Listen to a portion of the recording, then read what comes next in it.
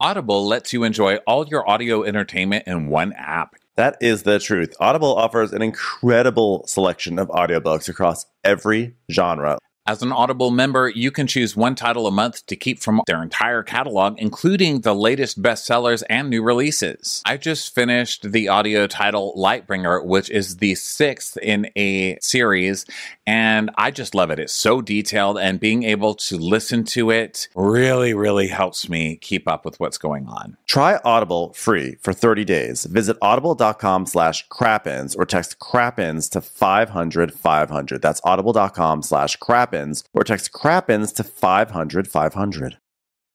Watch what crappens. Who cares what happens when there's so much that crappens? Watch what crappens. Who cares what happens when there's so much that crappens? Well, hello and welcome to Watch What Crappens. I'm Ronnie. That's Ben over there. Hi, Banoons. Hi, Ronnie. How are you? Good. How's everything going today? It's going well because it's going really well because I'm sitting next to a radio star. Ronnie, congratulations. Oh, gosh. I hope you had so much fun on Jeff Lewis's show last week. It was. Thanks to all the people saying, beware. Don't get killed. It was very nice. Jeff was really sweet. Shane was really sweet. Jeff's always, been really sweet. Leah was there, so that's always fun. It was a really good little day trip to Dallas. Had a great time. Went to the Roundup. Oh, okay. great. It was a really good time. We'll talk about it a little on the bonus episode this week. But today, here we are. We did remember to press record on the video today. Oh my God. So, hi, we are Huge. on video today. We are. Big deal. We're on video. I also want to say, also, by the way, this is so, okay. I don't like to be this person. I don't like to flaunt too many things. And so I rarely do this on the podcast, or I think I rarely do this, but maybe I do. And in that case, I'm sorry, but I want to flaunt something. I want to thank the listeners because I looked at the Apple charts this morning, and we are #1 currently in TV and film. And the only reason why I'm mentioning this is because we are beating out Tom Sandoval. So thank you, everyone, for restoring the natural order in life. Good perseveres over evil. Thank you for allowing our podcast to be higher ranked than Tom Sandoval, because that would have been really rough. That would have been tough. One of the commenters was really funny and said, oh, wow, so Tom Sandoval, I wonder if he's used to being the #2 guy in the group yet. Yeah, baby. That's funny. Tonight is Crappy Hour. That is our live Instagram live show. Live Instagram live. A lot of lives wow, there. it's live on Instagram We're live live. on it as well. So, and we do it from the place where we live, which is spelled like live, pronounced differently. So come join us for that. 5:30 Pacific time, 8:30 Eastern time. Fill in the blanks, your time. Do the math, and come join us. It's a good time. And if you want the videos, patreon.com/watchwhatcrappens. You want bonus episodes? Those are super fun. This week's kind of about Real Housewives of New York, and Ben's feelings towards it. And you can find those at patreon.com/watchwhatcrappens. And what else do we have to announce for the week, Banoons? I feel like there was something we wanted to say, but I can't even remember what it was. I had a delicious coffee today. So that's my announcement, but I feel like I can't remember. So it's just, maybe it'll pop up in the middle. Maybe we just don't have anything. Maybe that's it. Maybe we just talked about Real Housewives of New York today. So the episode opens with Jessel and Pavitt entering a restaurant called Chanson, which means song in French. Chanson. Means song? I believe so. Chanson. Yes. I am going to tap into my high school French presidency of the French club knowledge, and I do believe chanson means song. Well, who wants to eat a song? Not me. It's fucking disgusting. Keep your low-calorie bullshit to yourself. I'm here to eat. So Jess is like, what are you going to have, Puppet? I'm so hungry. Are you going to have some Katy Perry or Lady Gaga? What song do you want to eat? Jessel really is struggling to find something in common with Sai in this episode, and really all she needed to do was start her conversation out with Sai the same way she started it out with her husband. I'm hungry. That's really all you need with Sai. Yeah. Well, actually, I would say the other thing you probably need with Sai is like personality. But speaking of Sai, she is. You mean for Sai? Sai needs it. Sai needs it. I mean, if there was an ability to gift that to somebody, I would definitely send that to Sai because she really needs it. What a humorless person. There are two humorless people on one show. That's not ever going to work, you guys. I know. Sai is really doing wonders uniting the internet. Because I think it's pretty universal that everyone dislikes Sai. Like across the board, age, gender, race, everyone just seems to be not into Sai. Everyone's like, really? With Sai? How did the human Sai. Sai. The embodiment of the Sai. Sai. Yeah, truly. So, by the way, there is some Sai gossip out there. And if you want to hear about it or talk about it, come join us for Crappy Hour because I think we're going to dive into it a little bit. Oh, we will be discussing it. Little promo for tonight, you know? Completely unfounded rumors. My favorite kind. Yeah, but fun. Hey, it's on the internet. So... Jessel's like, did I tell you about the music class, that kids are taking? I mean, the music class is here. The kids are all the way over here. Tom Cruise, stairwell. I'm guessing Tom Cruise was in the stairwell. It's the only reason I paid for that class in the first place. And then we get this amazing flashback of these two ladies, I think, playing guitar, sing some kid song. That's, they're like, you put the meat in the bowl and you stir it all up. And then the kids are just like wild rampaging through the outer realms of this school. Yeah, because part of sending your children to an elite school, I mean, they're not allowed to smack your children. You know what I mean? That's why you should send your kids to Christian school. Even if you don't want them to learn about Jesus, send them to a Christian or Catholic school because they will still beat the shit out of you. Okay. And they will also show you pictures of people burning and be like, this is what hell looks like. Do you really want to go there? Behave yourself during music class. And that's why I know Jesus loves me and still sing it to myself while I rock back and forth sometimes. Yeah, don't send your children to schools where it feels like they're just going to sing the Coca-Cola song. I'd like to give the world a Coke in perfect harmony. It's like Jessel's child is lighting things on fire and knocking over pillars. So Pavitt's like, I mean, what's it with you? I mean, you were just the one who were on vacation with your friends, then you left your kids behind, and you left them with me, and I had no help from a nanny. I mean, what the hell, Jessel? Oh, really? You couldn't call one of your friends from the Fried Chicken Society of Lower Manhattan? They weren't too busy stuffing their face with aioli and fried goods? So they order, and she goes with the quiche. Okay. I support that. I support the quiche. I love a quiche. I always want to like a quiche. There's a restaurant here where I live that has a decent quiche, but they really overcharge for the quiche. It's like, who wants a $20 egg pie? It's like the easiest thing in the world, a quiche. And at the end of the day, I feel like it's an egg pie. Well, I don't know. It is an egg pie, and it is relatively easy. It's more time consuming though than one would think. But here's the thing: is that sometimes, I love quiche. But if I make quiche at home, then I'm stuck with a whole quiche in my life for a week, which is great, but it's not good for me because there's a lot of cream in quiche. But if you go to a restaurant, it's just one little slice and it comes with a little salad on the side, which makes it healthy. So I'm totally down for restaurant quiche. So Pavitt is not. He wants chicken and waffles, but he's like, is it possible to make them extra spicy somehow? What do you have for hot sauce here? And the waiter's like, I can check with the kitchen, you fucking tacky piece of you have a little street ketchup on your face, sir. Okay. I'm sorry, I was just eating a hot dog on my way in here. Never trust a French restaurant. And then Jessica goes, Pavitt, this is a French restaurant. What do you want them? What do you expect them to have? Hot sauce. He's like, okay, some French homemade hot sauce or something. He's like, yes, sir. We'll see what we can do. Can you pulverize a croissant with some pepper and some heavy cream and just pour it all over his waffles and chicken and whatever he wants? Oh, I'm sorry, waiter. Could you please bring Pavitt some daily heavily scented deodorant, stick deodorant with aluminum? That would be great, Pavitt, you idiot. Do you have a wheel of brie that you've covered in Tabasco sauce? Just shove it on his waffle.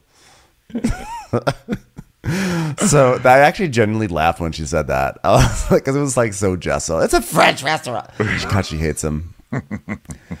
So they are talking about, she's talking about the trip, and she's like, I mean, it was a lot of it. We learned a lot about each other and who to fuck with and who not to fuck with. And Erin, you know, you've got this like whole privilege thing again. I mean, I just don't understand. And then we get a flashback to Erin being like, I mean, listen, it's okay if your parents helped you. My parents helped me. So just be honest about it. Your parents helped you. Yeah, Erin's like really trying. Erin just doesn't want to be the only one who's like just truly from like unavoidable privilege, right? She wants like someone else to be there with her so that way she doesn't like take all the heat for that. And Jessel's like, no. She's like, I'm not trying to paint a picture like, oh my God, I was so poor. I was just trying to paint a picture of I was fairly poor and now stuck with an idiot husband. That's all. So then we see the Anguilla or Anguilla, depending on where you're from or how you like pronouncing things. I don't know. Jessel's like, you know, I only had $20 at one point. And then Sai being like, oh yeah, there was a point where I had $0. All right, Jessel, $0 and 0 cents. I was negative 498. You know what it's like to have $0 to be negative in your bank account? Like, oh, fucking cry more. Jesus Christ. I hope they cry in this episode. Did you count how many times they cried? Because it was 3. It was 3 times. 3 crying scenes in 40 minutes of an episode. Let's see. Wait, there was Bryn in the Rare bookstore. There was Uba at the sound bath. And then I don't even know what happened the rest of the episode. Who else cried? What happened? I know that Sai and Jessel had it's gonna be in the notes. But I literally did they have another Trauma Olympics that I'm forgetting about? I literally cannot remember what happened. I remember there was another cry scene, but we'll get to it. We'll get to it when we Did get Jenna to it. Lyons There's cry a lot over of something? notes here. I don't know. I'm sure. Like I'm gonna cry. shy. I'm like I never cry, but like I'm gonna cry right now. So Jessel wants to spend more time with Sai because she wants Sai to understand where she's coming from, and she's like, it's like, well, all adults. Oh, we can. I want to squash this. I love squashing beef. Pavitt doesn't like to squash beef. He just likes to eat it when it's served to him by a pigeon in a chef's hat on the street. Pavitt prefers his beef from a vegan restaurant. I said, why are you ordering beef at a vegan restaurant? Fucking idiot. He's flying to Andorra tomorrow to get a mileage run and also to try some special Andorran burger that he's excited about, stupid idiot.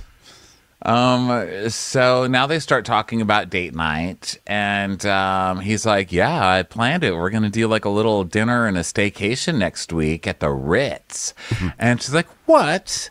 Are we going to stay here? He's like, we are staying here. And she goes, did you set up a nanny? He goes, yep, everything's set up and ready. She goes, you've set up the nanny? You can't hide anything from me. I run this household. How are you going to hide that from me? How are you going to do it? And he's like, what if I have a secret nanny? I have a question. Is the nanny an actual nanny, or is it just some takeout from the Halal Brothers?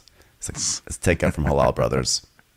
It's not even the nanny. It's a hot dog lady from the street. It's the lady you pass when you come out of the bar that's like, hot dog, hot dog, hot dog, hot dog, hot dog, hot dog.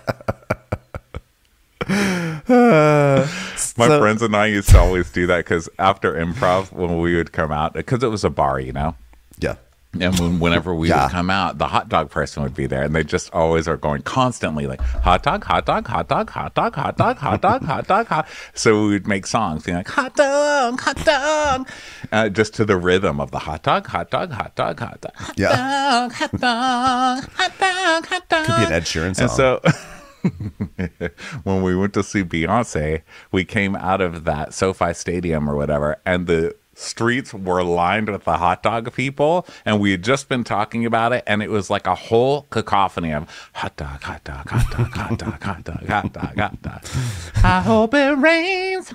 Hot dog, hot. Just do all of Beyonce's songs to the rhythm of the hot dog. God, it was a glorious night. I can see your hot dog, hot dog, hot dog.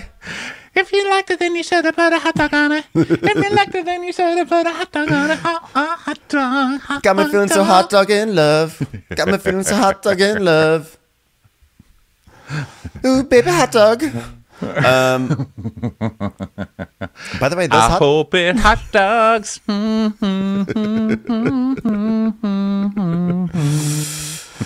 drunken hot dog.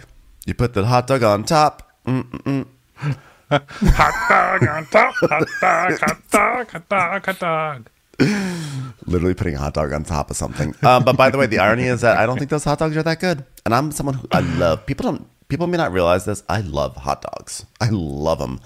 But those aren't the best. But you know their trick though, and this is why everybody's like, "Oh my god, that's amazing."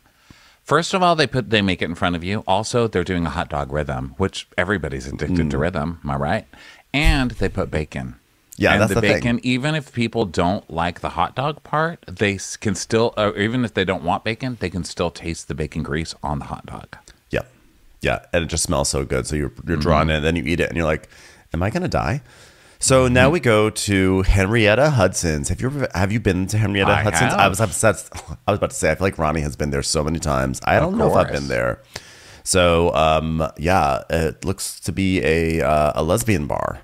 LA was the first time I had gay guy friends. My friends have always been women growing up and as a young adult. And when I lived in New York for years, my gay friends were lesbians. So there you go. A lot of Henrietta Hudson's in my life. Okay. I'm jealous. I want more lesbian friends. I did watch a documentary about Ani DeFranco over the weekend, so I feel like that counts. You could be inducted. I think. could be. I think that counts. Yeah, I think it was moody but lovely. So we're at Henrietta Hudson's, and Jenna walks in, you know, the power lady that she is, and then Brynn is there and she's like, oh, there she is, hi. I was like, oh no, this is gonna be, I know already the entire arc of this scene. Brynn is at a lesbian bar. We know, we almost don't even have to like watch this because we already know it. Yes, and it is pretty much what you'd think. It's a straight girl wooing a lot, and you know, I mean, listen, we bring straight girls all the time to gay bars. Well, not all the time, because there are some gay bars you just don't do that. Like the Abbey, I guess, is where you take your straight girlfriends to.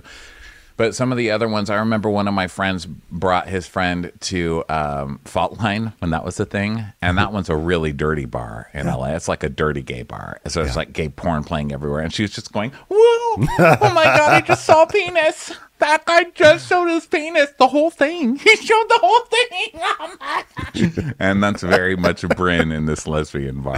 Brynn is definitely a GLM, which I just made that up, which is the girl that says, gays love me. So,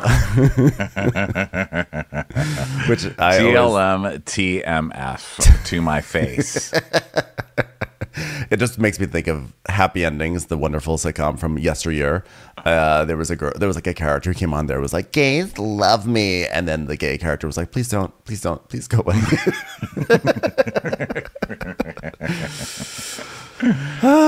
So Bryn's like, I wear my pajamas because I'm definitely just going to go home with someone. And Jenna's like, oh, well, thanks for coming. Thanks. Let me buy you a drink. Do I even know how to buy a drink for someone? I'm like crazy shy right now. I'm like, I don't even know how to do anything. Oh my God. And she's like, yeah, you know, Henrietta Hudson's is the first place that I ever went to when I came out of the closet. And I mean, it's so good to be here, but I just need to be with someone like Brynn because, oh God, I mean, how do you even do this? I mean, they're girls on girls. Like, I'm just so awkward. I'm just so ashamed. I'm just so shy. Like, how am I even going to do that? I have no game. You don't need game. You're a power lesbian in a suit. Like, you literally don't need to do anything. Okay? You literally can just sit there, Jenna Lyons. So, and then Brynn, of course, this is where she's like, oh my God, I'm wearing my pajamas because like I'm ready to go home with like anybody. Ah! So Jenna's like, I'm just like actually so relieved that Brynn is here with me because like that girl has like game. Like literally she brought a chessboard. So it's just like nice to have an activity here. But I'm just like shy. I'm shy. I've never picked anyone in my life. At anybody? Okay, you beat me. Okay, you beat me in one turn. Still, I'm learning. Checkmate. More like fuckmate. Am I right? So she's like, look, I'm even wearing gloves because I'm gonna start finger banging somebody. Who says that? And I guess because she's got like little beads on her gloves or something. And so Jenna's like, okay. So why don't you go ahead and pick for me, though? Go ahead and pick. And so Bryn tells us, yeah, I go to gay bars pretty often. I mean, let's like not differentiate between straight or gay because like there's good looking people. I'll go there and I'm going to be drinking and I'm going to be flirting with whoever it is.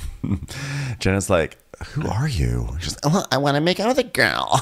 I want to. Like, you what? I want to make out with a girl. And Jenna's like, oh my God, this is like so cool. I'm so awkward right now. Everybody loves straight girl tourism in the gay bars. Yeah. Everybody loves that. So Bryn's like, love is love.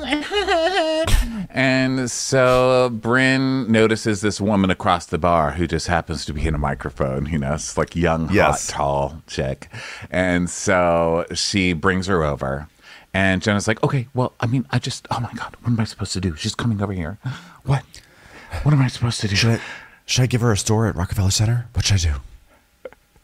Oh my God, she's tall, white, and probably has money. I should give her a store. You know, it's really, really hard for those people right now in Rockefeller Center. Are you interested in taking over FAO Schwartz? How do you feel about a clock that sings the same song 24 hours a day? You're not going to get FAO warts, that's for sure, because I'm wearing gloves. Isotoners? More like isoboners. So this lady comes over and she's gorgeous and she's very flirty, you know. Mm-hmm. And Bryn is doing kind of like the flirting out, like she's got like a dot on her cheek, like a little birthmark or something. And she goes, hi, I'm Bryn. Oh my God, you have a dot on your cheek? I have one too. Look, it's right here, right on my upper lip. Sometimes I use eyeliner on it to make it, but it's like look like yours because yours is so good looking. Yeah, and then she's like touching this girl's mouth. Her name's Katie. She's like touching it, whatever. And Jenna's like, oh my God. This is like amazing. She's like, I've been single so long. I actually don't know how to do any of this stuff anymore. Like I didn't know about the dot on your lip thing. This is wild. I'm like having a little bit of an out of body experience. I'm like just like so awkward right now. I'm like a very awkward person at this moment. Yeah, it's like so crazy. I'm not really even sure what to do with this person. I mean, usually like if I want to pick somebody up, I just kind of slowly walk up to them and kind of sidle up to them and just say, I reinvented khaki. Just hope it works. Will you be my godchild? So I made khaki popular again in the early 2000s. So I dressed Michelle Obama. So so Katie, this girl Katie is like, so how long have you been single? And Jenna's like, like not long enough. Oh my God, I am like so embarrassed that I said not long enough. That's like crazy right now. I'm like a fish out of water right now. Like it's totally crazy. I mean, if I was a fish in water, I'd be like, oh my God, do I even belong in this water? Am I good enough for this water? Is this water? Is this water too cold? Is it too hot? I mean, I'll take it either way.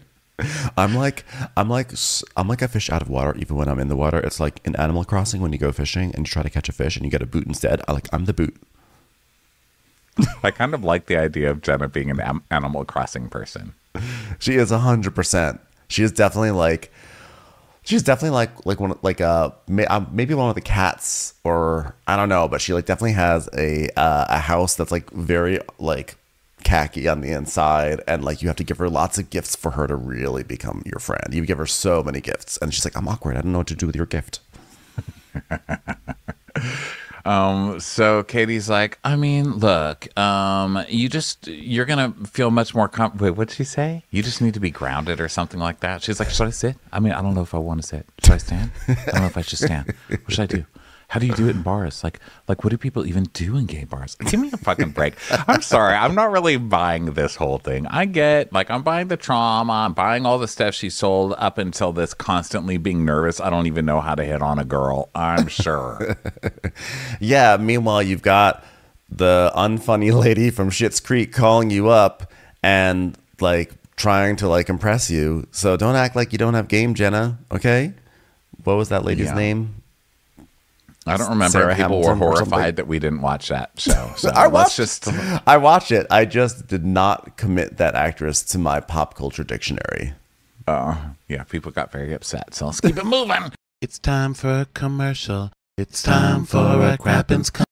Can I tell you something about Factor? I came down with COVID recently, and my box of Factor is what got me through that week. I was living off of my meals from Factor. And yes, I could taste. So I could taste the flavors, and it was delicious, and I'm so grateful for it. I loved it too. I was doing the vegan meals, and they were fantastic. Factor is so good. And with the busy fall season already in swing, you might be looking for wholesome, convenient meals for jam-packed days. Factor, America's #1 ready-to-eat meal kit, can help you fuel up fast for breakfast, lunch, and dinner with chef-prepared, dietitian-approved, ready-to-eat meals delivered straight to your door. You're going to save time, you're going to eat well, and you're going to stay on track with your healthy lifestyle. Skip the extra trip to the grocery store and the chopping and the prepping and the cleaning up too, while still getting flavor and nutritional quality you need. Listen, these meals are all ready in just 2 minutes. They satisfy your fall cravings during the busy season, and there's no hassle. I swear to God, it was so good. Head to factormeals.com/crappens50 and use code crappens50 to get 50% off. That's code crappens50 at factormeals.com/crappens50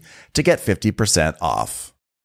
What if we told you that there's a darker side to royalty? And more often than not, life as a prince or princess is anything but a fairy tale. I'm Brooke Sifrin. And I'm Arisha Skidmore-Williams. And we're the hosts of Wondery's podcasts, Even the Rich and Rich and Daily. And we're so excited to tell you about our brand new podcast called Even the Royals, where we'll be pulling back the curtain on royal families, past and present, from all over the world. On Even the Royals, we'll cover everything from stories you thought you knew, like Marie Antoinette, who was actually a victim of a vulgar propaganda campaign which started a wild chain of events that led to her eventual beheading. Or Catherine de' Medici, who was assumed to be responsible for one of the most devastating massacres in French history.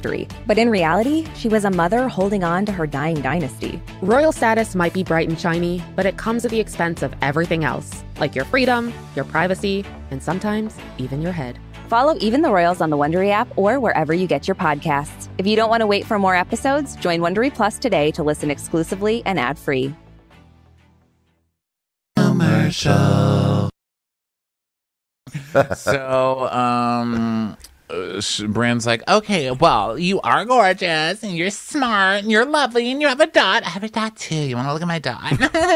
Okay, let's do a number exchange, and if you want, I'll broker this. Okay, you're going to call tomorrow, da-da-da-da-da, and then you're going to kiss his hand, then you're going to walk away, and then you're going to ruin her life, and she's going to think about you later when she's laughing, you know, when she's touching herself. Okay, she's going to masturbate to you. I probably will, too, because love is love. Am I right?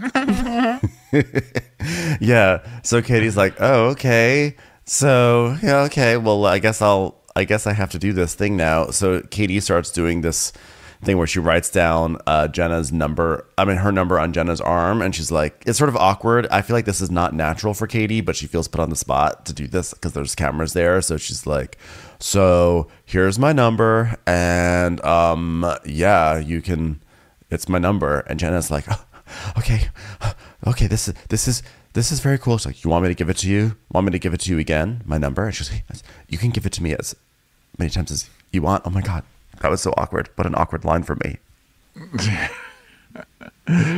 So then, let's see. Now that's it, right? Like how many? Jenna's like, I don't know if Katie recognizes how many decades I've been on this earth. I mean, maybe she just wants a MILF.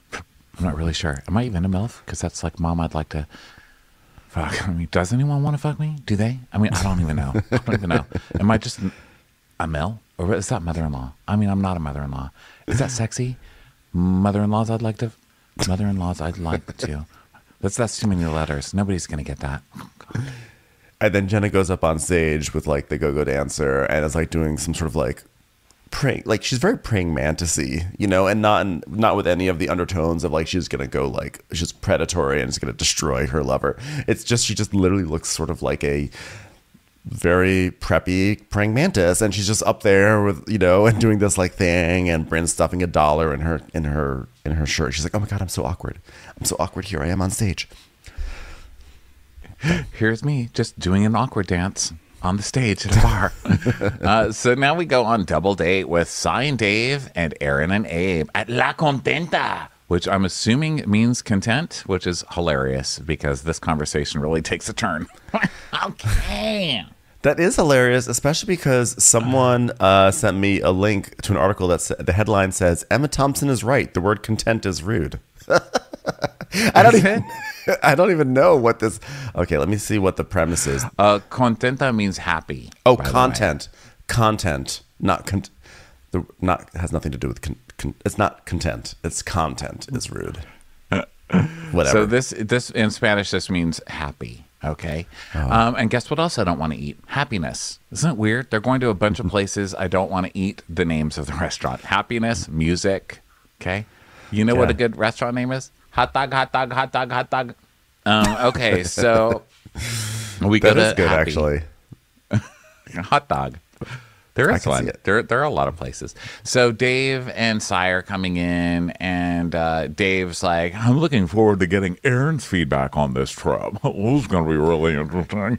And Cy's like, Honestly, if we're talking, she's like, you know what? Here's what I'm going to tell you, Dave. I'm going to say it the same thing I said in our vows. I'm hungry.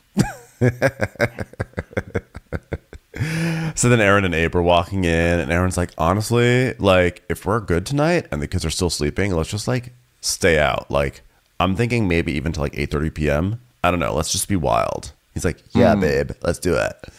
So they get there, and Sai's like, Dave and Abe already know each other, and like Erin says, like, you know what, like, let's go on a double date, and like maybe you guys can get to know each other a little better. And I thought, like, that'd be a good idea. It's like hard to have couple friends. It's, you know, it's hard for each couple to like each other's spouse. Or what I'm finding is that it's hard for people just to like me, maybe. So I think anyone who wants to just like voluntarily hang out with me on a Saturday night, we're just gonna try to like hang on to those people.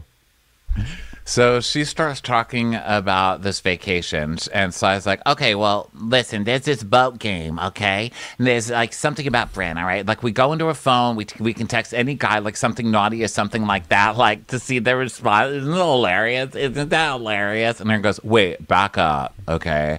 So this is the point. There's sex issues between Jessel and Pavitt. The fuck is your problem? No, they're obsessed with this. Who does that? Who does that? Someone on Twitter last night was like, you know, Sai's always saying, I don't care. You know what? I don't care. I don't give a fuck. I don't care about any of this. And yet, like, whenever Sai and Erin are with their husbands, all they can do is talk about Jessel. But then when Jessel tries to talk to them, Sai's like, you know what? Honestly, Jessel, I don't care. Yeah. Yeah. And now here they are obsessing again over Jessel's sex life. So she's like, yeah, so this is the game. So we have Jessel text her husband because we're trying to spice it up for them. And then we see Bryn texting in this flashback, I'm wet. and they're like, what did he say? And so Bryn reads the text back, and then Pavitt wrote back, you should really get a towel and dry off then.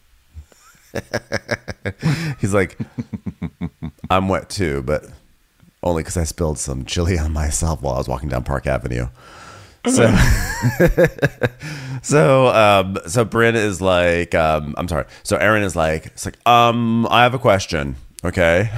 So to Abe and Dave, for you two, if your wife had not had sex with you for a year and a half, like, what would happen? Like, what would happen? And Abe is like, I'd fuck other women. It's like, whoa. Wow. Whoa. Danger. A red flag, everyone. That is red flag, that is Erin. serious danger. So you can't come to us complaining. Also, I love that it was just so offensive that anyone would flirt with Abe when Abe's like, "Oh yeah, you're not gonna have sex with me. I'm gonna go fuck somebody else." Period. And who are these people that are fucking Abe? He literally looks like a 2023 version of Daniel Webster. Okay, I don't understand this. I feel like he should be Daniel having Webster, like the devil and. Yes, he literally like. Look up a picture of Daniel Webster right now. Okay, I'm going to. Hold on, let me look up Daniel I think it's Dan. Yes, Webster. I'd There's like a to congratulate Daniel Radcliffe for being the first Daniel that ever comes up on Google. Yeah. That's amazing. I want to what point a out there's a variety of Daniel Webster images. Also, and if not Daniel, if not Daniel Webster, he literally looks like he's someone. Like there is a portrait of him because he founded some company in 1833 that sold grain and now like makes airplanes. Yes, Ronnie. You're so wrong. Who does this? Okay, I'm going to show people who are on video. Choose an Look accurate at what he's saying. There's okay. I'm gonna say He kind of looks like Abe Lincoln. This Daniel I was Webster. I was going to say Abe Lincoln for Abe, but then I decided ultimately Daniel Webster, That is some. or funny maybe it's shit. just it's some president. Is it like That's Polk? funny. So Abe says he would fuck other women. Listen, that's huge because there is going to come a certain time in your life where you're not going to want to fuck your husband. Okay, I mean, I get that I'm older, and sometimes this is where we have to really say, listen, we're older, and you're going to have to listen to us on things. Okay, you little you kids that we're talking about on this show. At some point, your husband's you're not gonna want to fuck your husband. Okay, one day Abe is going to just look fucking disgusting to you for months at a time. Okay, and that's natural. He's gonna have to do stuff to make that work again. But in the meantime, do you want him to really be able to use the excuse you weren't fucking me, so I went out and fucked a lot of people? Because he's going to, and he just told you he would. And anyone who says that's a joke, no, it's not. And this other one, Dave cracks up, and Erin's like, "Oh my God, Abe, what kind of person are you?" And Dave's like, "Well, listen, I mean, I don't know that I'd cheat on you, but if you didn't have sex with me for a year and a half, the relationship is basically over." Dun dun dun. Yeah. And then Abe is like, he's like, yeah, I mean, my answer was just like, that's the consequence of no sex. Like, that was what my answer was.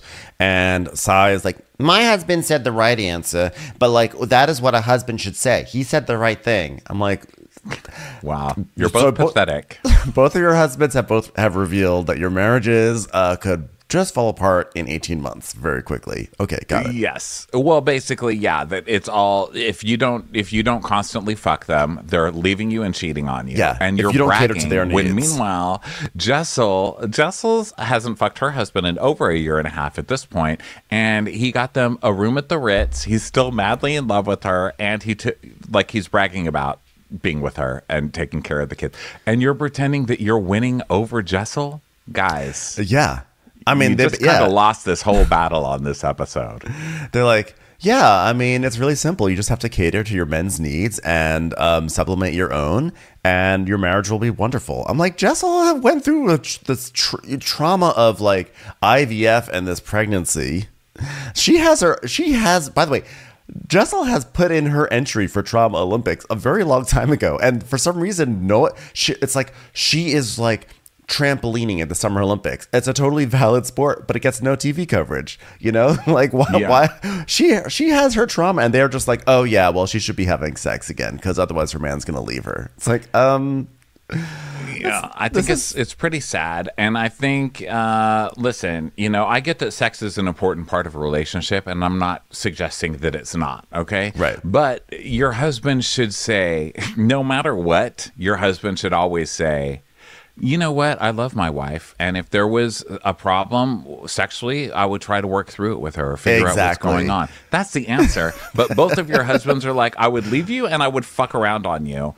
And then they laughed, and then you patted them on the back like they were doing, they made the right choice. You guys are so sad, and now I see why you're both overcompensating constantly, trying to prove how much sex you have and how much better your relationship is than everyone else's. Meanwhile, Jessel hasn't lifted a penis in years, and she's being treated like the queen that she is. So you both lose. Sorry. Yeah.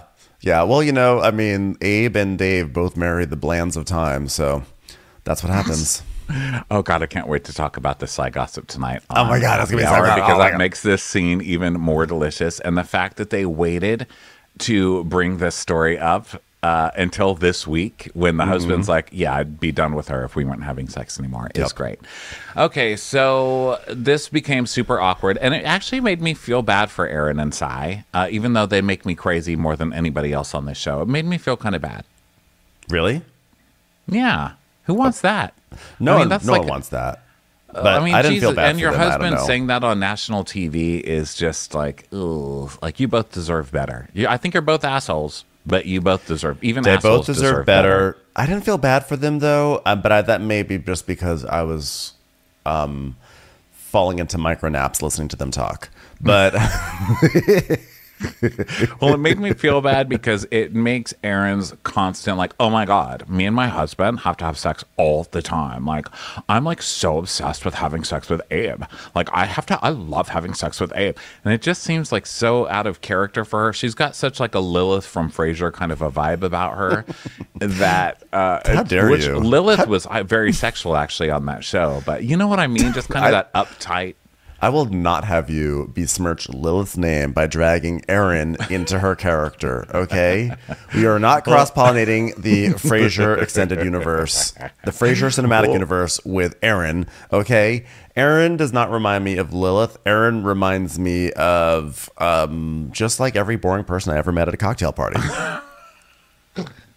And that would not be Lilith. Like Erin reminds me of a window unit that just stays on at all times. It just, you can tell it's working, but it's extremely boring. Erin reminds me of not just a window unit, but like those like Rosie from the Jetson air conditioners that like actually live on your floor and have a weird like accordion pipe into your window, and you have like a robot blowing cold air on you. So yeah, I mean, I felt bad for him. Okay, which I've completely, thrown that out the window. Listen, okay, listen, Ronnie, I don't think anything is wrong in Erin's relationship. Just because she overcompensates by talking about sex and had a 10-year vow renewal, I think that like all signs point to very like huge amounts of stability. Totally stable. Okay, so let's move on here. What are they talking about now? Now so both of their husbands are eventually going to cheat on them the maybe second swinging. that they don't feel like having sex. Oh, yes. Okay, so then they're like, yeah, my husband did the best. That was the right answer. And Erin goes, okay, well, I mean, I would have sex with another man. And then Dave starts, getting uncomfortable. And Abe's like, hey, let's not go too far, Erin. We talked about this. Just, okay, ooh, yeah, guys, we're not going to get into it. He goes...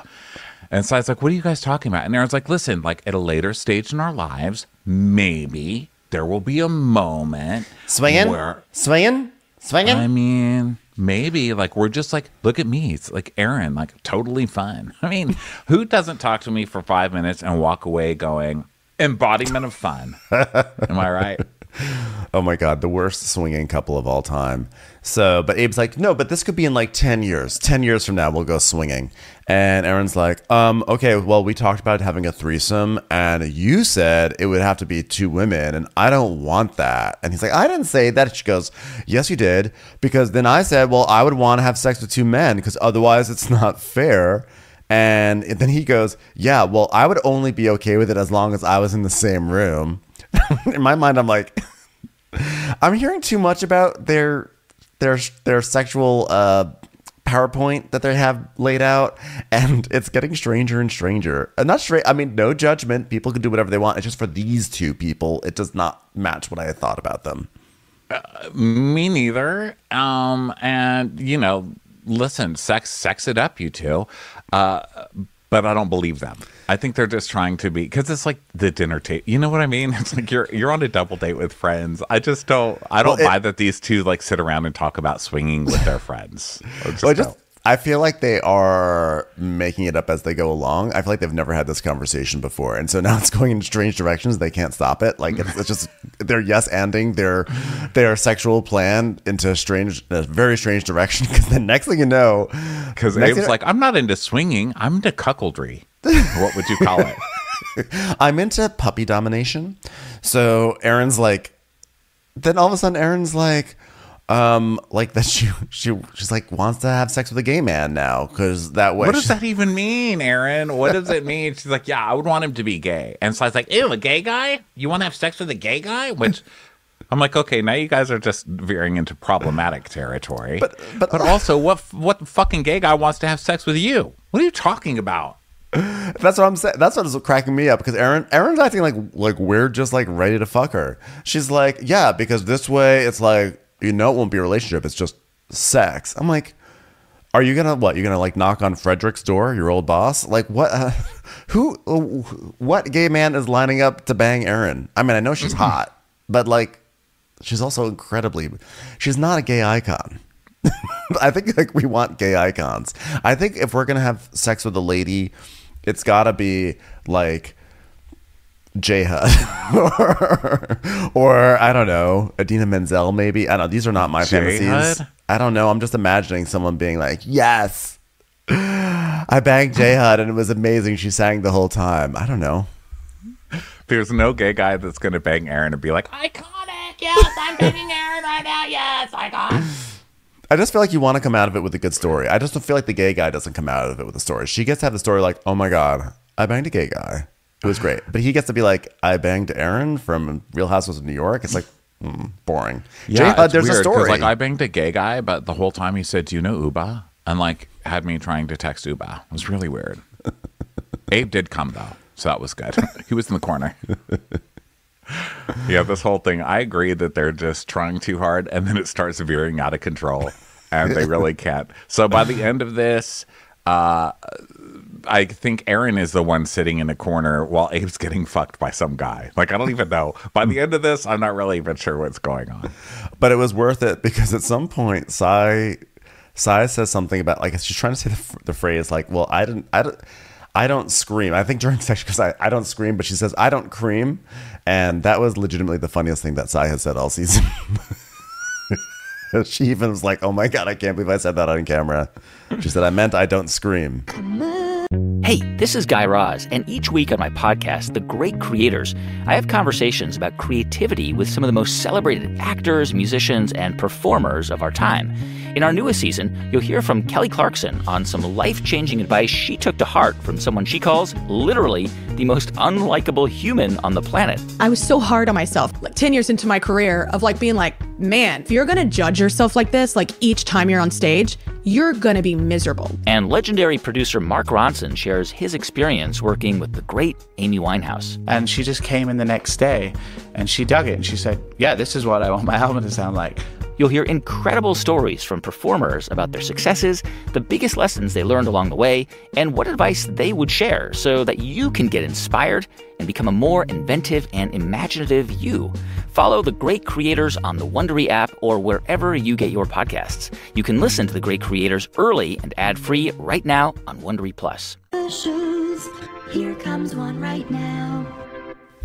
So Erin says, yeah, I will never be in a sexless marriage. 10 years from now, like, if we're having issues, bring in the gays. Bring in a unicorn. Bring in anything to get us going again, because intimacy is so important. You know what's important to gay people? Penises. Okay? Yeah, that helps. So shut up. Stop trying to sound cool by saying you'd fuck a gay guy. Okay? I can't with you. But nice try. Iconic. Nice try. Please be more iconic.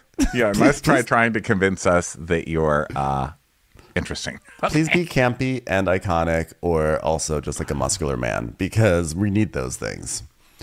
So now we go to Bryn going into a rare bookstore. So this is the funny thing with Bryn, is that now this is the second time the show has decided that they want to, like, by the way, guess what? Bryn is actually really smart and well-rounded, and we want to actually give a different dimension to her. So we had the chess club thing, and now it's the rare books thing. So here she is going into rare books because she says that she's like, I'm a very new collector of pussy. I love girls, but only like for 5 years, because like I just randomly started buying them because I'm like, I like them aesthetically, and then like I just fell in love. It's just like a slippery slope. Oh my God, that rare book has like a dot on its mouth. Oh my God, I'm going to finger bang that rare, but I'm sorry, am I on the wrong set for that? So Bryn's doing this really try hard thing. The first thing was her chess club. She can't play chess. I love that the editors clowned her and showed that she has no idea what she's doing, okay? She couldn't play against Sai, then she couldn't play against the guy in the actual club. It was embarrassing. So now she's pretending that she collects rare books, and then she doesn't know anything about these either, as we find out further in this scene, which is hilarious.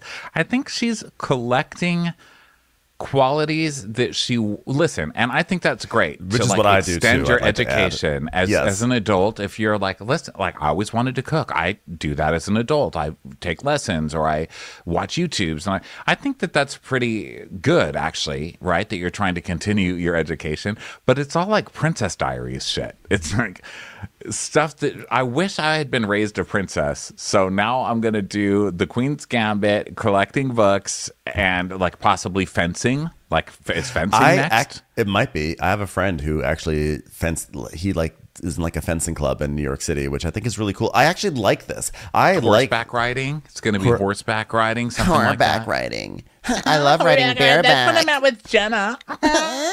Ride me. I actually feel like whether this is sincere or whether she's just trying to create a personality through this, I find this like significantly more interesting than like all like the real try hard incessant I'm wet like over and over and over again.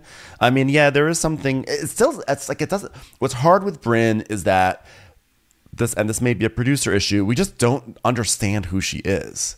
She's just like this she's this flirty woman who has a traumatic backstory. But like, what is her life? Like, we don't understand. Like, have we even seen her house? I don't think we've even seen her house. We haven't seen what she does for work. She shows up at like a vintage car shop. She shows up to play chess. She shows up for rare books. It's like she's like an AI generated cast member. I don't get it. I mean, I feel like I get who she is. I just think it's not as deep as people are looking for her. I think she showed pretty much who she is, and it's not bad. Like, I think she's very charming and stuff. I think she's definitely got some tweaks to make in season 2, but I think being a first season and being thrust in the spotlight like this, I think she's probably at the end of the day coming off better than everybody else. Well, most everybody else. I think that like Bryn, she can be really awesome. Like, there's some scenes where I really, I'm like, I'm totally down for Bryn. But then she just sort of goes back to this kind of like tiring and tiresome shtick of like the flirtation over and over and over again. And I'm just like tired of it. It's like not titillating. It's not funny. It's not interesting. It's not entertaining to me. But like her walking around a rare bookstore, that's more interesting to me. But I don't understand how that fits into her larger life. That's the thing. Like, there's a context that's missing with her. And well, you know, it has context. Bugs. I'm in love with them. So this is how we know she's full of shit with this hobby too, because she goes, actually, I'm really interested in more like 18th, 19th century books in English that don't have illustrations in them. Okay, because listen, and this lady who's at the bookstore is like, okay. She goes, yeah.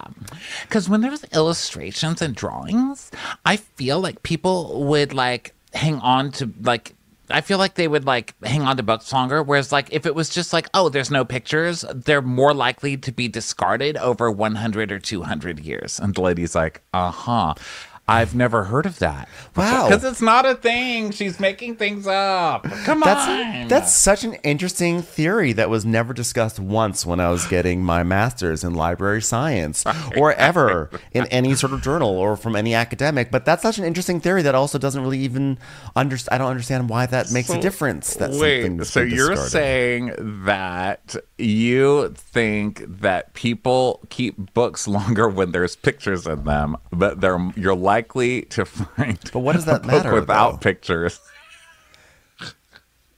Wait, because she's saying she's more likely to find a rare book from that time if it doesn't have pictures, because people love pictures in books. So because what? I mean, because since it has been so frequently thrown out because it doesn't have pictures, therefore if you actually find that book, it's even rarer. Dude, I don't know, but it's such an obvious, like, made-up thing. And the lady's like, yeah, never heard of that. She's yeah.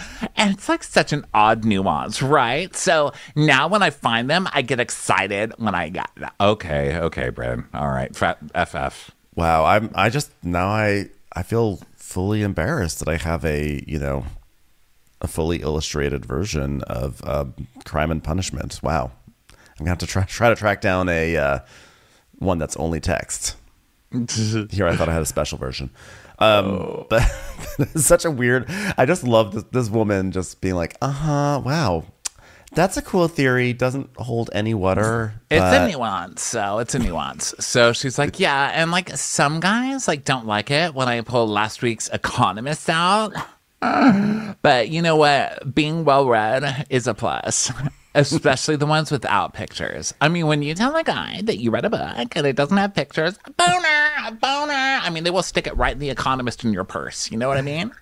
You know, it's like so hard finding an edition of the New Yorker without those cartoons. It's like you can't get one. It's like, why did they even do that? So Allison's just like showing her around all these things, like, you know, like, oh, here's a Jane Eyre, or here's like a King Lear or something like that. And by the way, I just realized Bryn saying her two favorite things a man can have in his pocket are Centurion card and a New York City Public Library card. I understand she's being coy and everything, but again, this whole thing about like you're only buying me gifts, Jenna. Why don't you try to connect? And then she's like still going on about Centurion cards. Hey, at least she wants a guy who just borrows books. And so now we go to FaceTime. She's FaceTiming her brother. And they're going to get a tree for their Mimi in a park or something. And he's like, what are you doing at the bookstore? She goes, I just wanted to like drop off a couple of books and get their thoughts. You know what I mean? Pictures versus no pictures. I'm working on a theory, so. Oh, were you able to ever find that non-illustrated version of Babar you've been talking about? No. It's like 1 page long. So he's like, your birthday's coming up, right? So do you have a birthday lead-up plan? Are you doing anything in the interim? And she's like, I'm going to do the tree. I'm going to meet up with an arborist from Central Park Conservancy, and then we're going to walk around. And so they start talking about the tree for their grandma, and she starts crying. So this is one of the cry scenes. This is a cry. Right. So her grandma died. You know, it's like I'm not saying it's not a legit reason. It's just a lot of crying. So she cries about her again. And she's like, you know, she taught me that nobody's better than me, and I'm not better than anybody else except for the people who read books without pictures in them. I mean, I do have one on them, but. Yeah. So then basically they have a nice moment about their grandma. So who raised them, and they're getting the tree, yada, yada. So now we go over to Jenna entering a place called Flolo Holistics, I believe. And Uba's in there, and because they're going to be doing this healing sound bath. I feel like we didn't mention that, but there is a sound bath this episode. And they're going to be healing. And so then Jenna's like hugging and saying hi to Uba and everything. And then they're like sniffing each other because Jenna's like, oh my God, you smell delicious. You smell almost like fresh khaki. And she's like, oh, darling, thank you so much. You smell delicious too. So they're like sniffing each other in the sound bath and everything. And Uba goes, we should come up with a perfume together. I'm like, oh, okay. You mean a collab? Weren't you just complaining about the collabs 2 weeks ago on this show? Yeah. So, I mean, what would happen would be they would come up with a perfume, and then Jenna would not give it to everyone because they complained about receiving collabs and gifts. And then everyone would say, I don't understand. Why is she like trying to exclude us? It's like there's two teams, and like she doesn't even want us to have her perfume anymore. So Uba says she's doing this because of the incident in Anguilla, and she wants everybody to get along, but she also wants to go to a deeper level of healing because people are going through things, guys. So Sai enters, and she's like, all right, what are we eating? Is this an eating bath? That's what I wanted. Here's what I want a sound bath of. I want the sound of my jaws opening and shutting again around a carb of some kind. And then Bryn FaceTimes in, and she's like, guys, I got stuck in me last night. I got it in last night. Yeah, a swab. I'm COVID positive. I'm wet. Or more like, my test is wet with my snot because I did a test. Positive. So she has a sore throat since Anguilla, but she didn't really know. And so then Jessel comes in, and she's like, oh my God, how pretty. Of course this is Uba's event. Uba. So everybody's like, hi. And they're like, oh, Bryn can't come because she got the vid. And Jessel's like, oh, I'm so sad you're not here. And then Uba's like, oh my God, I can't yell in this room. I will not be yelling in this room. They're like, oh, that is hilarious. So then Erin comes in. She goes, oh my God, I'm so happy Uba planned this because like I can use a healing experience after the craziness that is Anguilla. The craziness where you played like a quote unquote prank, and then no one laughed, and then you got to cry about it. Yeah. So then we have the healer comes out. Her name is Alexandra, and she's basically doing the whole, you know, like, if you have any intentions, please, like, put your intentions out there so we can really connect with your intentions, and then we can have a sound bath. So they are all going to announce what their intentions are. So their intentions are just so, come on, this is your intention. They're all bland, fake. Anybody could have come up with these intentions. Can we get some from the heart intentions? Yeah, Sai is like, my intention is to be more present. Okay? What is that? What does that even mean? That's not... You literally left a lunch, okay? You literally... By the end of this episode, you have left your present engagement. The intention doesn't work because you immediately defy the intention.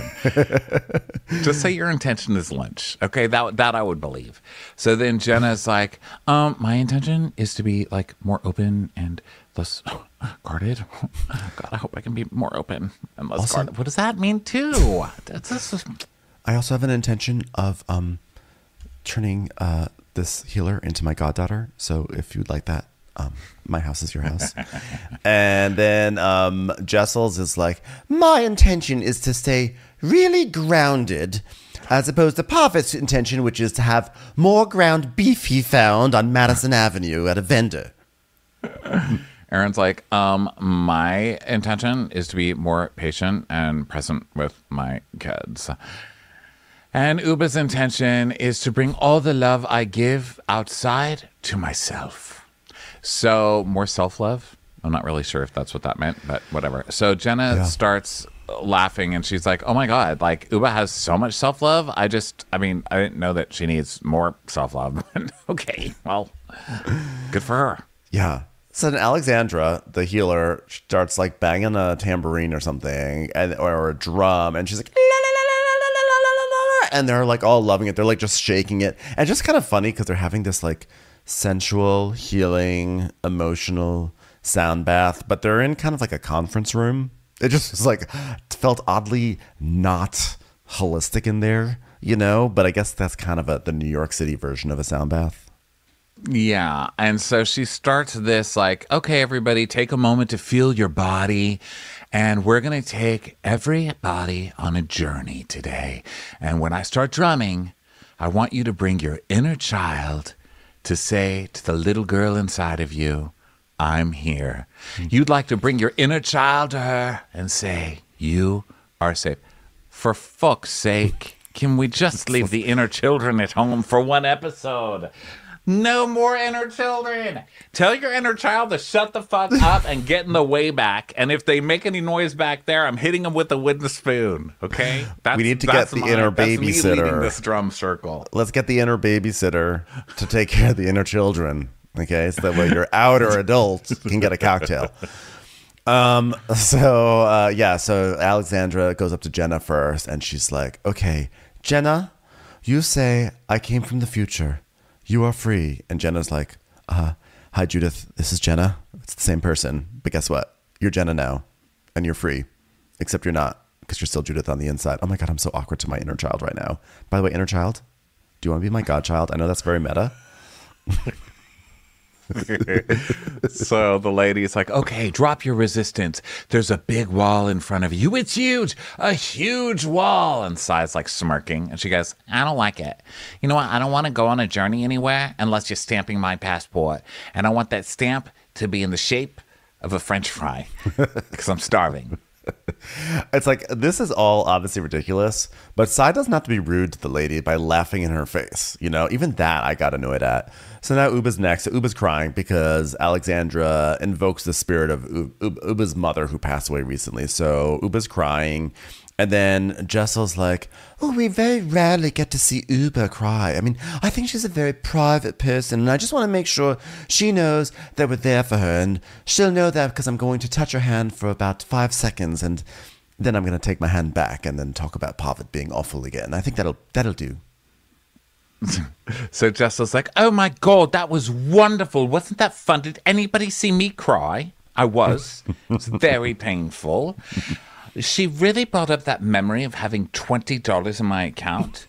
And unfortunately, with the ATM fee of $3, I couldn't actually withdraw any of the money. So I had 17 available dollars, but they hadn't come out with debit cards yet. And it was absolutely terrible because my uncle lent me $10 that day. So I was able to eat something, but it was still $10 I had to pay back to my uncle later on. So really a terrible passage of time in my life. So they get some food now. And From Erin's Afra. like... I was like, that's a bit fancy for takeout. My own personal And they all get their opinion. own bag, which I like too. You know, that's how to order takeout for your friends. Yeah. So Erin's like, I mean, anything you can do to like get out of your element and like try something new. For example, the penis of a gay person. I mean, I'm down for that. I mean, look, did I think this lady's a bit much? Yeah, like she's a little bit much. Okay, like, I mean, that whole thing, that was a lot. But, you know, okay, went on a little too long for my liking. But, I mean, otherwise it was pleasant. I was like, oh, okay. Except for the lady who ran the chorus completely sucking. You liked it, okay. Okay, well, thanks for coming. Well, it was either a sound bath or learn about fisting. So Jessel's like, by the way, Sai, what are you doing on Friday? Are you free? Do you want to grab lunch? Nothing I do is free. No, is your schedule free? Oh, yeah, okay, sure. Like what time? I mean, I don't know. I'll text you. She goes, okay, are you going to like ambush me or something? No. I just wanted to, I don't know, try again with the Trauma Olympics. Thought I'd give it a second shot, you know? And she's like, I really don't care to go to lunch. I mean, what could she possibly have to talk about? So she goes, all right, let's gossip. You know, who has some gossip? You know what? Now that I've got food, I'm ready to talk to people, okay? Because all I needed to do was eat. So let's talk about my staycation with my husband. And so everyone's like, oh my God, cheers. And they're going to the Ritz-Carlton. And Erin's like, are you guys going to have sex? And Jessel's like, yes, fuck yes we are. We're going to have so much sex. We're going to sex it up. I can't wait to stick his penis inside of parts of myself. So you do it, right, girls? We have so many sex toys. I have vibrators. He's bringing a shawarma. I don't really understand how that's used for sex, but he says it's going to turn him on. Jessel, what are you... It's like, we're going to have so much sex. I've got all these things for the night. I've got toys. I've got vibrators. I've got lubie. It's like, what do you... For crying out loud. Just, we don't have to go this far with it. Keep it simple.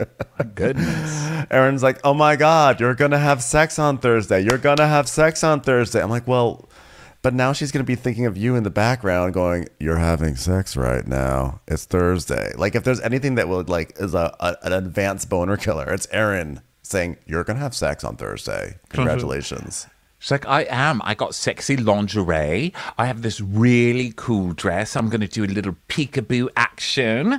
And Jen's like, oh my God, have you ever worn anything like that with him before? Because that's like a random thing to just like kind of pull out at the last minute. She goes, no, it's very risque, Sister Jenna. So Erin's like, I'm really excited and I can't wait to see you after you have sex, which you definitely will be having. And then Sai's like, yeah, you should make a video. And Erin's like, oh yeah. She's like, yeah, I want to see it. I want to see that video. I want to get myself horned up to have sex with a gay man. Looking at you, Andy Cohen, get ready. And they're like, yeah, we're going to need proof of this. So then we go to a Sai daughter date at a bakery with her daughter, London, who I don't think she's ever got out with her daughter before, but no, just judging from this scene. So she's like, all right, you know what? Take off your jacket and stay a while, my darling. I can't wait to hear about your audition for that thing. So what happened? What was it? Am I going to get food eventually? Am I going to get something over here? This is a restaurant, right? You make food? Great. So her daughter London's talking about this audition and the bars and girls and all this stuff because she's a ballerina. And so she had a ballet audition.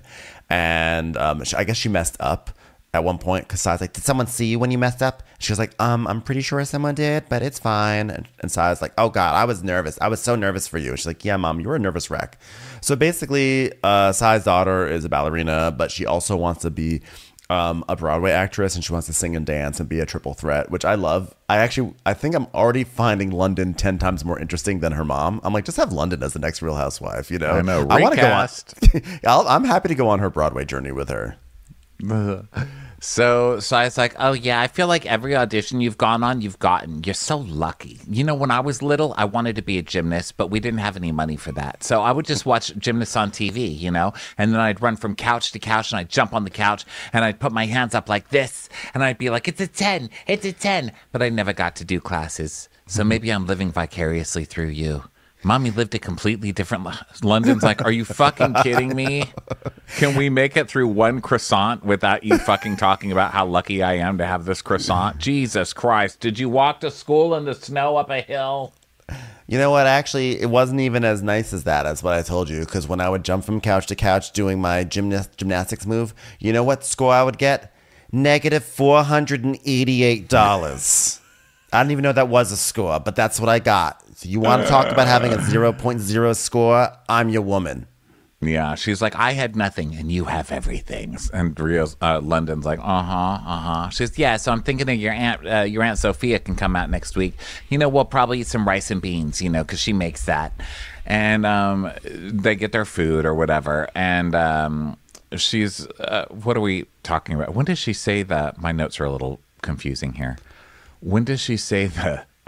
Mom, she's like, yeah, I've been back from vacation. She's like, I didn't even notice you were back from vacation. Okay. That's hilarious. It's hilarious, London. She's like, I came back 2 days ago. Okay, thanks. Thanks for remembering me. I'm like, Sai, get used to it. People will be like, remember that girl, Sai, who was on Real Housewives? Who? So she's like, you know what? Mommy's friends are like really crazy. I'm just like so happy to be back. And by the way, way to go. Way to go. I just feel bad that Sai has to now appeal to her daughter to get people on her side now, you know, just like to turn them against Jessel and she's trying to get her to go after Jessel. So now let's go to Jessel and Pavitt, shall we? Yeah. So they're getting ready. They're packing to go on this staycation thing. And he's just like kind of sitting on the bed. And she's like, oh, I'm so getting liquored up tonight, Pavitt. And he goes, yeah, well, there is a lot on the agenda today. So got a lot going on. We've got some fancy fine dining, potentially Michelin star. Okay. You'll be dining on my vagina, Pavitt, right? No. I brought a vagina fork. No, I think that's what you call this. He's like, that's a double-pronged vibrator, actually. Okay, well, that'll work, too. Would you like me to read the menu off of Danielle Boulud's restaurant? Would that turn you on? So he's like, she's like, well, you know what? I don't want to go to a stuffy place. If we're stuffing anything, it's going to be my womb with your penis. And he's like, oh, actually, I prefer 1 stars anyway. She's, oh, I'm not worth 3 stars, am I, Pavitt? He goes, no, you're not worth it. So he pours her some champagne. And she's like, happy non-anniversary date night. Oh, happy sex-anniversary. Not to sap out all the sexiness of this staycation. Happy sex anniversary. Happy sex time afternoon evening day. So he's like, is that a thing? Well, whatever. Cheers anyway. And she's like, you know what we're going through is normal. It's a rut. That happens. It's not a scandal. And so then she shows like this lingerie that Bryn gave her. And so he's like, okay, interesting. So, and we see like a flashback of Bryn and Jessel shopping for lingerie, and Bryn's like, you need some like crotchless panties. Like, look what I'm wearing. And she like unbuttons her pants to show Jessel her crotchless panties while like a guy is like staring through the window of the store at them. And she's like, this, my friend, this vagina here, right through this little swinging door, this is dessert. And he's like, but also, could we have real dessert? I really like real dessert, too. Okay, you can have regular dessert. Served on my vagina. No, just on a plate. A plate that's resting on my vagina. Sorry, Bryn told me I should say this. So she's like, I have more things too, but I'm going to leave that as a surprise. All right. Crotchless panties, vibrators, dildo. Erin's loaning me a gay guy. All right.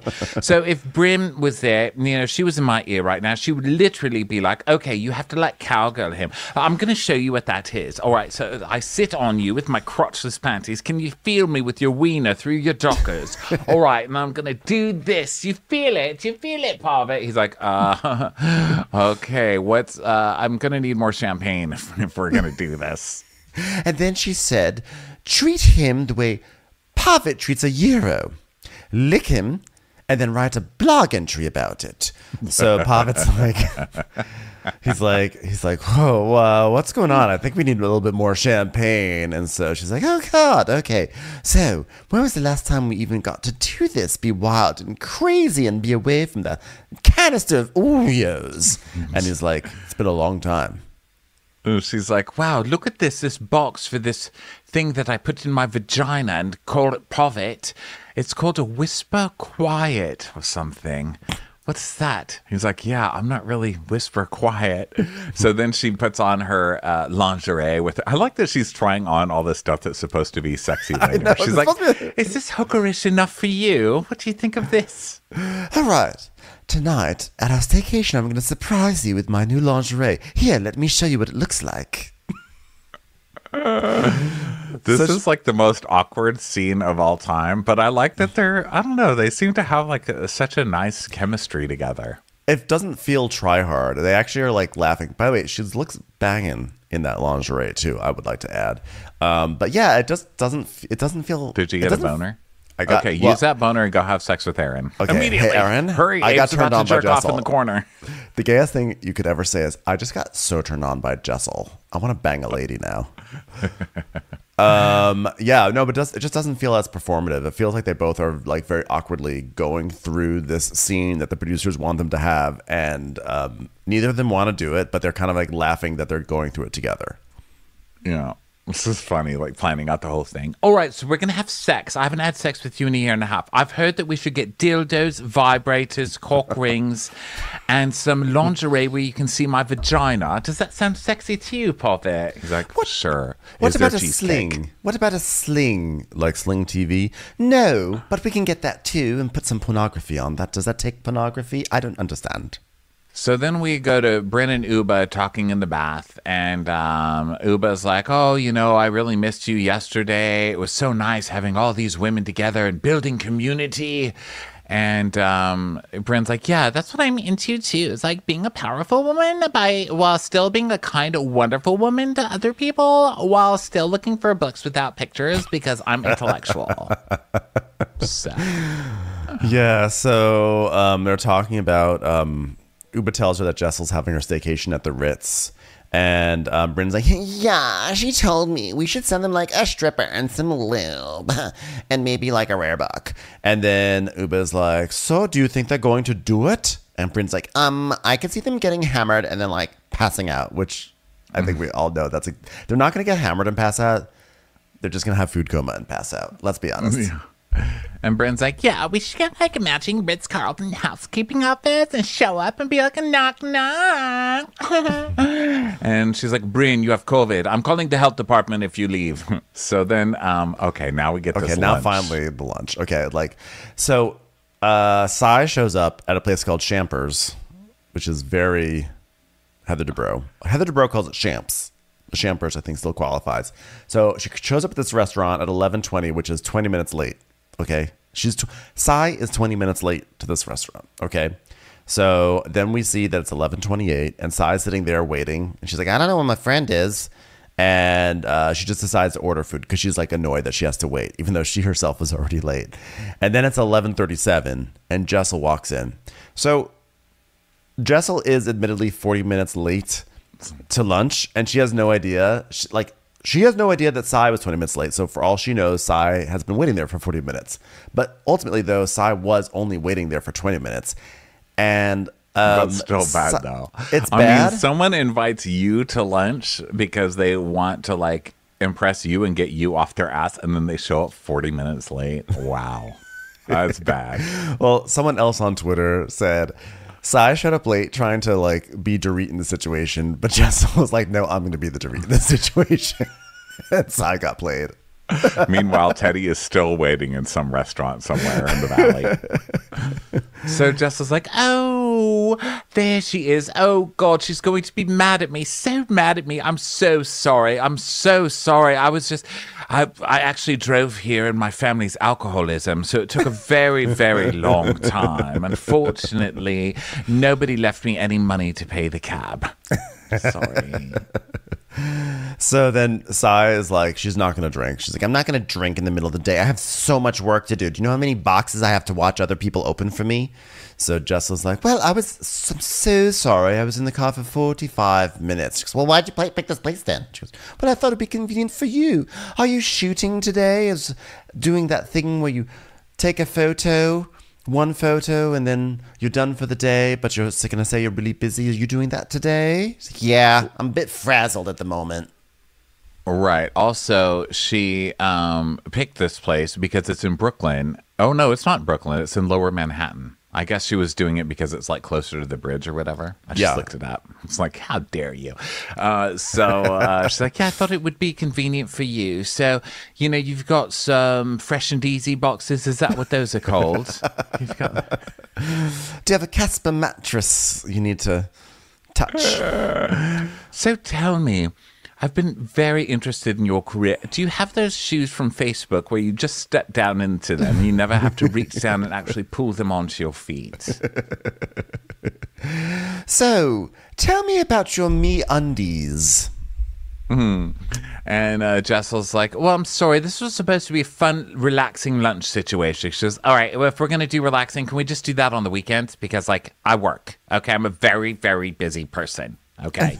And Jessel's trying to still be kind of like fun and outrageous and like fabulous. She was like, well, this is the weekend for me. It's Friday, baby. Yes. And Sai's like, Friday's a work day, Jessel. My gosh, you're like ruining Fridays too? It's like Friday's a work day, she's such but like a miserable person. And you don't have a regular workaday job that's 9 to 5. Please give me a fucking break. You can't go to lunch on a Friday. Yeah, I'm sorry. Get like outta it here. sucks. Jessel should not have been that late, and Jessel should have texted. Sai also could have texted that she was running late, but also 20 minutes late is annoying. But on Real Housewives time, like that's like being like 3 seconds late. So, I think if she was saying you're rude for being late, that's one thing. But just being like, this is a work day, and if you wanted fun and easy, why would you do this on a work day? It's like, be quiet. God, you are no fun at all. And Jessel's like trying to be fun. Jessel's trying to be like, yes, like we like girlfriends. She's like, well, I start my weekend on Friday. Friends. And Sai's like, no, I don't want it.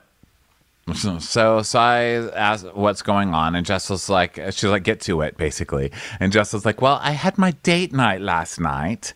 And then we see like a blurred selfie or whatever. And Jessel's like, well, I'm no longer a born-again virgin. Let's put it that way. Penis, dildos, vibrators, cock ring, even a remote control, all inside of me. While Puppet was eating a cheesecake. I mean, we really did both climax at the same time. It's amazing. He bought the cheesecake from a little rat on the street with a chef's hat on. It was adorable. The rat said his name was Catatouille, which was, I was like, it should be Ratatouille if you're going to buy from a rat. He said, no, it's Catatouille. So it was a little off-brand, but the cheesecake was still marvelous. And so I was like, was it awkward? She says, honestly, it took like 20 minutes to loosen up. I mean, it has been a year and a half. I mean, it's like the Mojave Desert down there right now. And she's like, oh my God, a year and a half? That sounds insane to me. She goes, oh, really?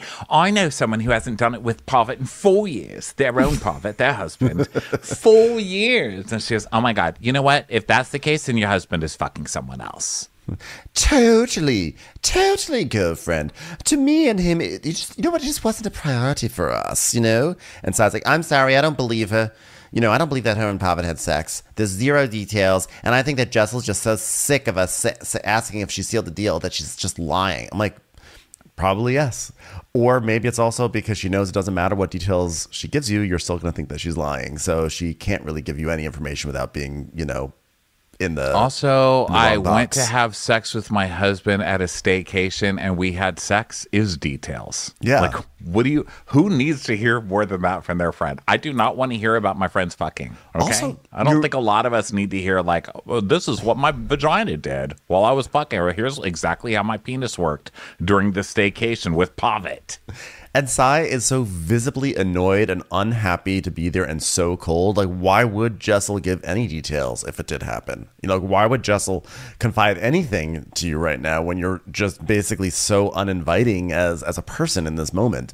So, so I was like, okay, all right. So, what's your husband's name? Pavel, Lava, Papaya, whatever. He's going to Vietnam. So what's that about? And she's like, oh, he does this. It's called a mileage run, where he sees how many miles he can run away from me before I realize he's gone. And Sai rolls her eyes, and she's like, why is that funny? And she's like, I mean, he's going to Vietnam for miles, so he does this frequently. She goes, yeah, he does it frequently. He's doing his thing. So anyways, she goes, so your man goes to Vietnam for what? I mean, there's so many questions running through my mind. I can't. I can't with this. I can't.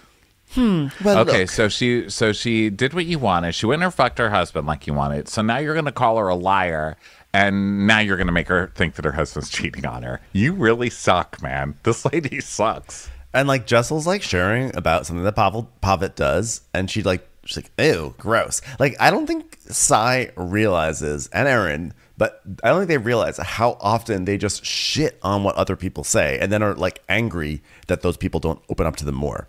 So, I mean, admittedly, what Pavitt's doing is crazy. Okay, I agree with Sai, but like if I'm Jessel's friend, I don't just be like, oh, what the fuck, you know? I try to, you know, like you just try to be more friendly. So Jessel's like, look, so Sai, look, in Anguilla, you know, we were at dinner, and you know, you were asking me questions about my uncle and like this whole thing, you know, and you know, and she's talking about, we see the flashbacks of her talking about her uncle at that dinner and everything, and Sai getting really mad that she brought up the uncle. So she's like, you know, it felt to me that, you know, you thought I was comparing myself to you and how you grew up, and I wanted to make sure you understood that that's not what I was trying to do. I don't think it touched any of your struggle whatsoever, and I want to apologize for making it seem like I was trying to outshine your trauma with my trauma. But if you'd allow me, I'd like my trauma to have the stage today. Is that okay? And Jessel, Sai's like, Jessel, to be honest with you, I don't even care. I just don't care. Which, you know, like, you do care. Okay. Hey, all you do is care. Okay. And then the second anybody tries to have a real conversation with you, you're like, I don't care. I don't care. So Jessel's like, well, even now you don't care. Okay, well, I was trying to explain that I didn't want you to think that I was offending. You know, I wasn't offending you. I just want to make sure I wasn't offending you. She goes, I'm not offended. She goes, okay, then that's it. Well, I just wanted to make sure we're good. She goes, I mean, you could have phoned me for that, honestly. Like a workday lunch to tell me this. Wow. Thanks. Yes, but we're on a television show, which probably has a larger reach than your Instagram, so you're welcome. So she's like, but I wanted to see your face. I want to see your scowling little face. And Sai's like, you know, I guess the one thing about this group is, you know, we all know that when someone's not being super straightforward. And like, we get offended when someone tells us a story, and we know that's like, there's some shit missing from the story. And Jess's like, okay. And you know, like, okay, so like so we all get very offensive, and we all like just kind of like are like, well, we're going to call you out because it's not making any sense. And I know that I come off as very abrasive, for which I apologize, but I know I'm like that because I'm curious. I want to know. I just want to know these things. And she's like, well, I want to open up to you guys and share who I am, but I just feel like I'm just nervous and I'm scared to even share stuff with you guys because it's like, it doesn't, she goes, you know what, what we want is straightforward, okay? We don't want a circle story. You just gotta own it, Jessel. Just own that shit. I mean, when you just own it, no one really messes with you. That's the key here. And I think this is why the tweet that we're talking about later, which is basically just somebody saying, oh, Jessel, you should probably ask Sai about how she stole her husband from some married lady and got impregnated while she was working at one of his bars. and et cetera, et cetera. So that is completely unsubstantiated. It's some tweet. Nobody knows if that's true or not, but just the fact that it came out after Sai utters this line, like, just be straightforward, you know? I mean, that's the key here. That's the key here. And Jessel's like, okay, well, I know. Just, you know what? Jessel's like, did I expect the cold reception? I didn't. And, you know, the other thing that really hit home was like when you were telling the story about your mom, you know, it really hit home because I had a similar situation. And now she starts crying, which is the third crying scene of the episode. Yes. So she starts crying and she talks about how her mom had two brothers and she lived with one in New York. And the other one that she was living with was Uncle Mittens. And he was an alcoholic. And she blamed herself every day because she doesn't think that she really helped him. And he died. And, you know, so to hear Sai talking about her mom being an alcoholic, connecting all those dots, and Sai tells us, wow, a little dramatic, right? I mean, you apologize to me, and then you try to compare, but then you turn around and you have this story about your uncle, and it comes out because of my mom. I mean, babe, it's apples and oranges, all right? Apples and oranges. But aren't people allowed to relate to your stories? If you tell a story about, you know, a horrific, you know, trajectory for your mother because of alcoholism, which is very sad, and we all agree that it's like very sad, and I think we all feel bad for Sai, what she had to go through with that. Isn't Jessel allowed to relate to that and say, you know, like say, you know, talk about like understanding the toll of alcoholism? You know, there's a difference between one-upping and relating, but I feel like Jessel has now now there's been some time since that vacation, and she's coming back just trying to say, like, I lived with my uncle who was an alcoholic and he passed away from it and it was really hard, and I lived with him and I felt like I could have done something more. I feel like that's a way I feel like she's actually trying to connect with Sai in some way, try to show like, hey, I have had, you know, an experience with alcoholism too. And all Sai is hearing is your story isn't as good as mine, and now you're trying to one up it, and that's not cool. Well, I think Jessel's trying to find some common ground. Yeah. But the only thing that Sai respects is trauma. And she's not going to look, no matter what Jessel says, Jessel is coming across as being like, I have trauma too, guys. Like, I want to be in your trauma group. But Sai is like, no, you don't get to, because I was raised by an alcoholic mother and I was very poor, which, as we saw, she even uses against her own daughter at lunch. Like, look at you with your ballet class. So glad you could do that because we didn't have that. We were poor and you've got money to do that because of me. You know, she even does that kind of which, you know, so she's trying to like come back. You can't, for whatever reason, somebody doesn't like you. You can't come to that person and then try to tap dance and make them like you.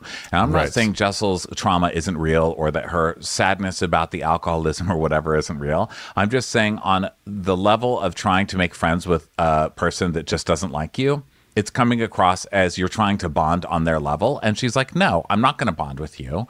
You're a privileged fuck. And that's it. And now you're just trying to impress me with her trauma. I can almost see what Sai is saying, but Sai's just such an asshole. All she has to do is, even if she thinks that, what's the harm in being like, this girl is obviously just trying to be my friend. Yeah. Why can't I just say, listen, Jessel, I'm so sorry that happened to you. I totally get where you're coming from. I'm not trying to compete. But instead, she's like, no. Her trauma is not as good as mine. My trauma is the worst trauma, and how dare she even try to compare her trauma to my trauma, which makes her worse in a way than because at least Jessel's trying to bond and find some common ground when Sai's just shitting all over the common ground. And if Sai feels like Jessel's trying to one up her, she should just say, you know what? I feel like, Jessel, you are trying to one up me right now. Like, because that would be the direct thing to do. And Sai's sitting here complaining about Jessel not being direct. But Sai should just say, I think you're trying to one-up me right now, and I don't appreciate that.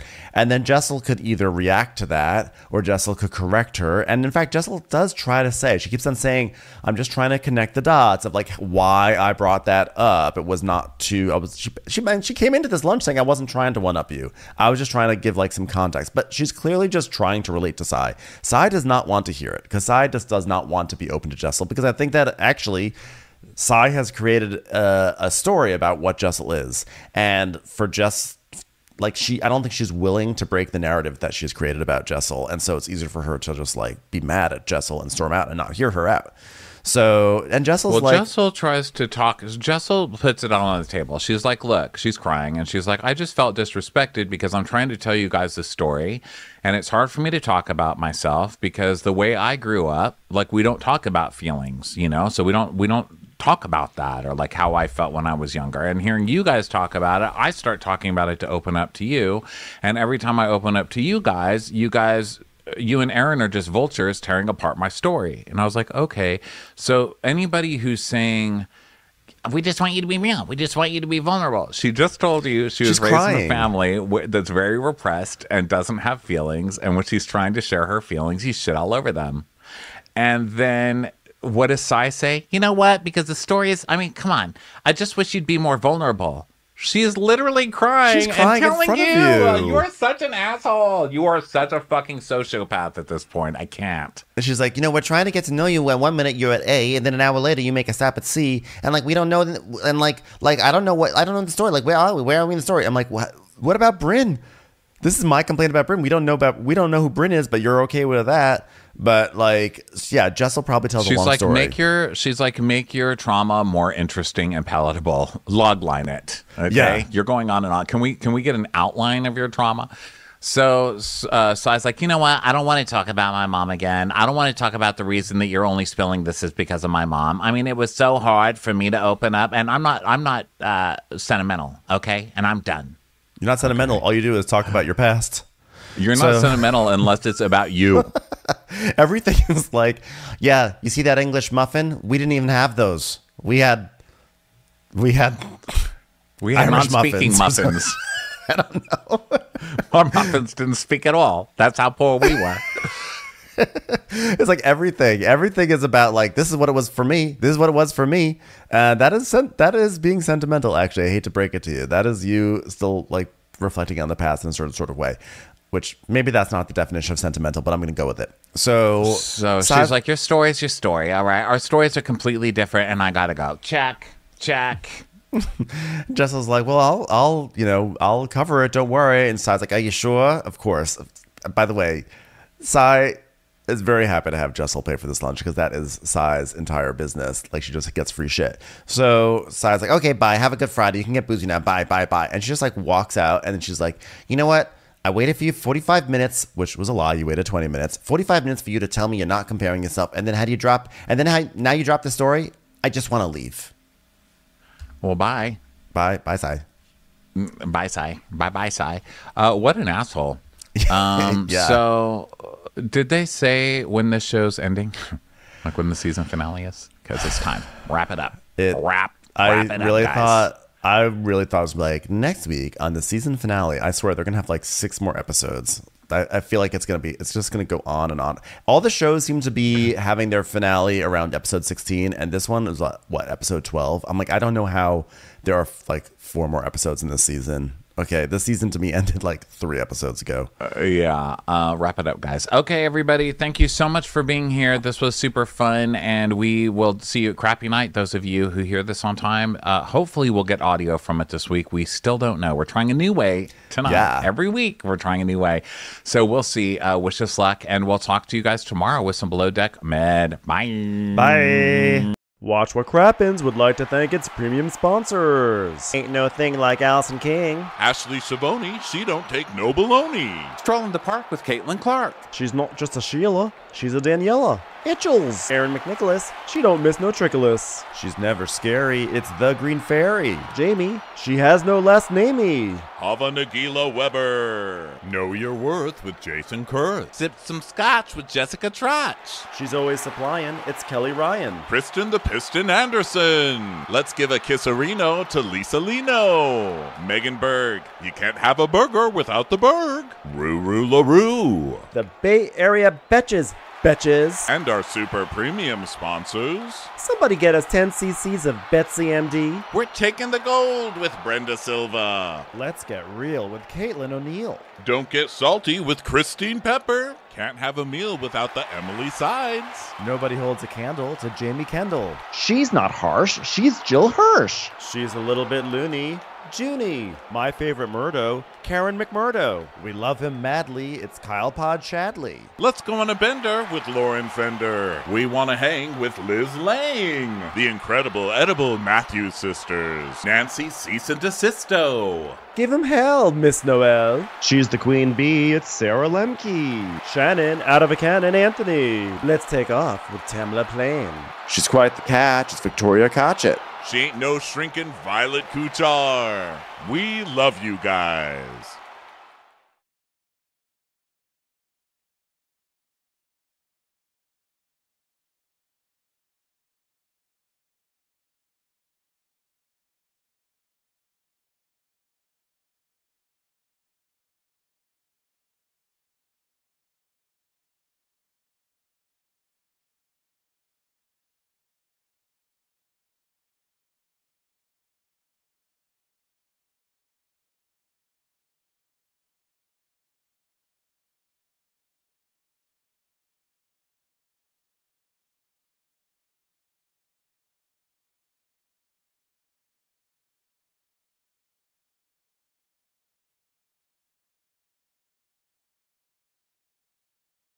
Hey Prime members, you can listen to Watch What Crappens ad-free on Amazon Music. Download the Amazon Music app today.